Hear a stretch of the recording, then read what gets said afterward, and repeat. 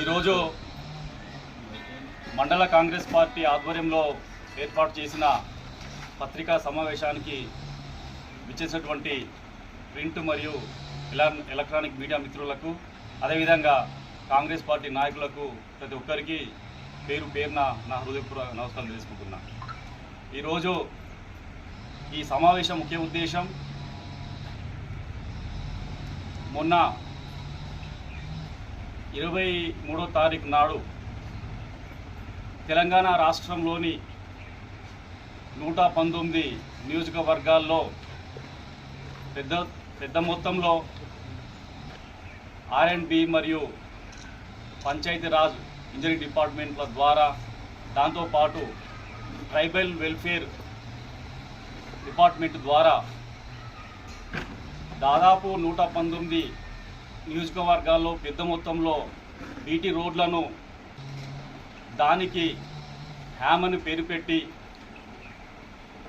First phase కింద మన station Ghanpur నియోజకవర్గం ఉండడం అనేది చాలా సంతోషకరం.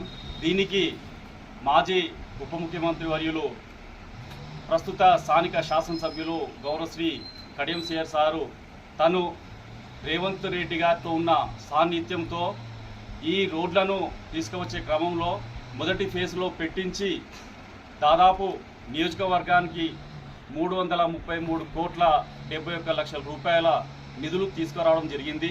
దీనిలో మన ధర్మసాగర్ మండలానికి 3 రోడ్లు రావడం జరిగింది పంచాయతీరాజ్ డిపార్ట్మెంట్ ద్వారా.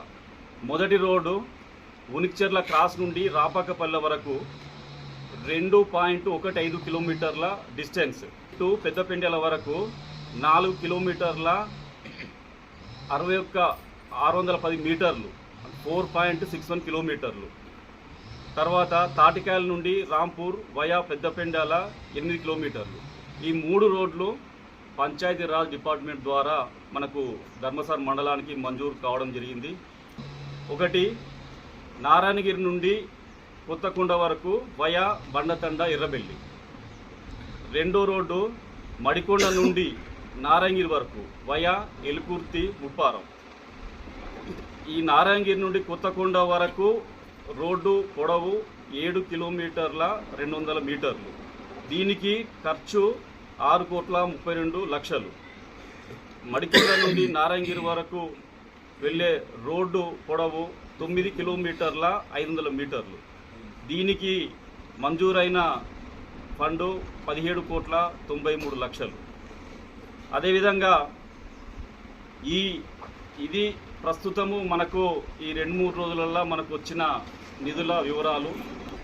ధర్మసాగర్ మండలానికి ఈ అకాడమిక్ ఇయర్లో 2024-2025 సంవత్సరం లోపల మొత్తము నియోజకవర్గానికి ఇప్పుడు వచ్చిన 333.71 లక్షల నిధులు కలుపుకుంటే కడియం శ్రీహరి సారు ఎమ్మెల్యేగా గెలిచినప్పటి నుంచి ఇప్పటి వరకు మన నియోజకవర్గానికి 1,388 కోట్ల 71 లక్షల నిధులు తీసుకురావడం జరిగింది.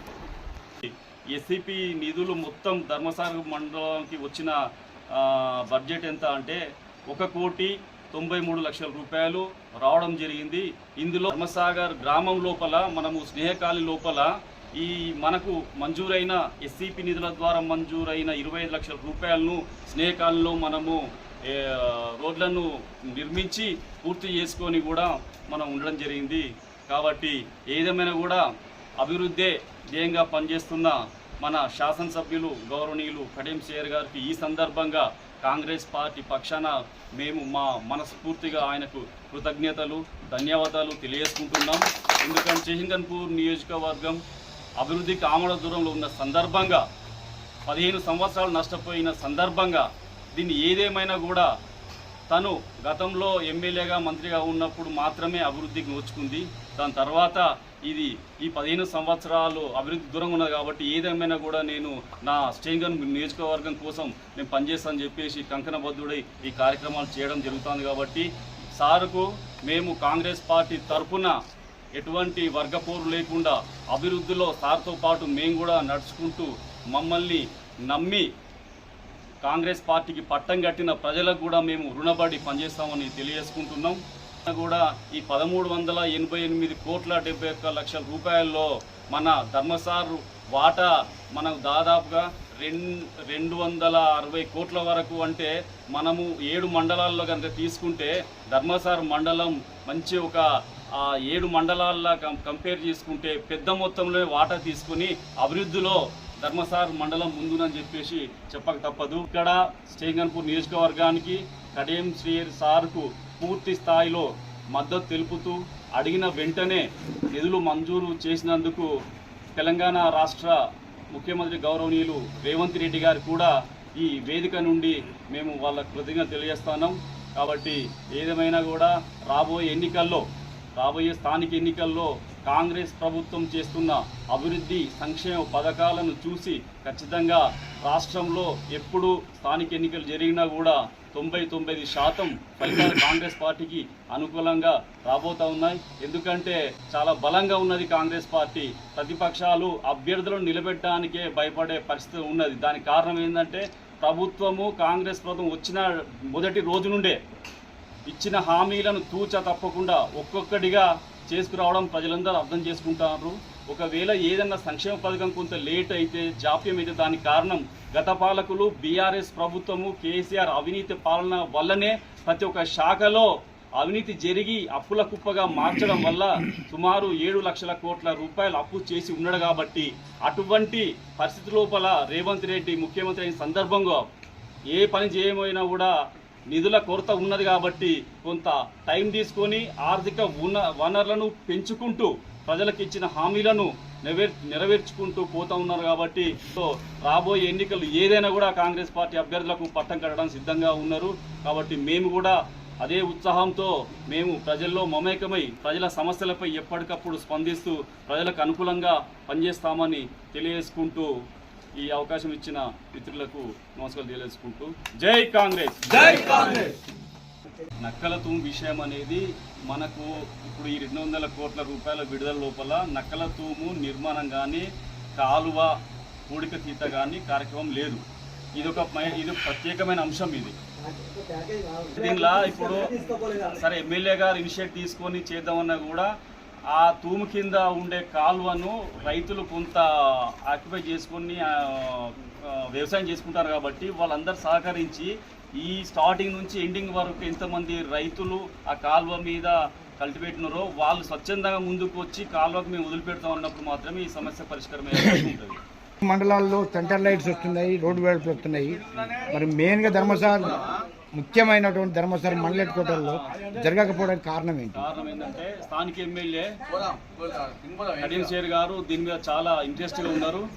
అదే రకంగా ధర్మసార్లో కూడా ఒక గ్రామ సభ లాంటి ఏర్పాటు చేసి అందరూ వేరే లోపల ఉన్నోళ్ళు కాదు, మెయిన్గా రోడ్డు కింద ఎవరైతే ఇల్లు పోయే అవకాశం ఉంటుందో వాళ్ళు సహకరించినప్పుడే మన ధర్మసార్ గ్రామానికి కూడా సెంట్రల్ లైటింగ్ సిస్టమ్ వచ్చే అవకాశం ఉంటుంది. కాబట్టి ఆ దిశలో మేము ప్రయత్నం చేద్దామని చెప్పేసి సందర్భంగా తెలియజేసుకుంటాం. మోడల్ కాలనీ విషయమై రోడ్లు వాస్తవంగా అధ్వానంగా ఉన్నాయి. ఇది అందరి దృష్టిలో ఉన్నది. ఈ విషయం సార్ దృష్టికి కూడా తీసుకుపోవడం జరిగింది. కాకపోతే మనకి ఇప్పుడు వచ్చిన నిధుల ద్వారా బీటీ రోడ్లు మాత్రమే నిర్మాణం చేయాలి. ఒక గ్రామానికి మరొక గ్రామానికి కనెక్టివిటీ రోడ్స్ కోసం మాత్రమే ఈ నిధులు వాడుకోవాలి. కాబట్టి మనకు ఈ మోడల్ కాలనీ రోడ్ల కోసము ఎస్డిఎఫ్ కింద సీస్ రోడ్లను పెట్టే అవకాశం ఉంటుంది. ఇది సార్ ఇదే అభిప్రాయం వ్యక్తం చేసిండు. మనం రాబోయే ఎస్డిఎఫ్ కింద మోడల్ కాలనీ లోపల ఒక 3 నుంచి 4 ప్రధాన రోడ్లను పెడదామని చెప్పడం వల్ల మేము టైం కోసం చూస్తున్నాము. ఏదేమైనా కూడా ఈ 3-4 నెలల్లో పనులు పూర్తయ్యే అవకాశం ఉంటుంది. జై కాంగ్రెస్, జై కాంగ్రెస్. రేవంత్ రెడ్డి గారి నాయకత్వం వర్ధిల్లాలి, రేవంత్ రెడ్డి గారి నాయకత్వం వర్ధిల్లాలి, నాయకత్వం వర్ధిల్లాలి. జై కాంగ్రెస్, జై కాంగ్రెస్, జై కాంగ్రెస్, జై కాంగ్రెస్. జై కాంగ్రెస్,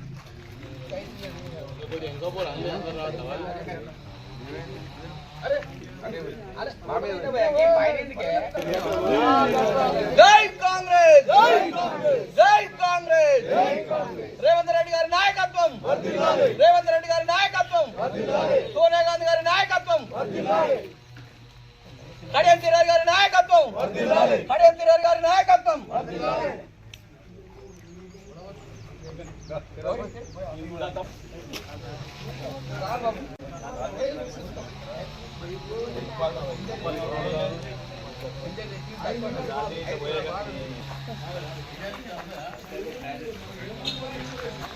అన్న పోషణ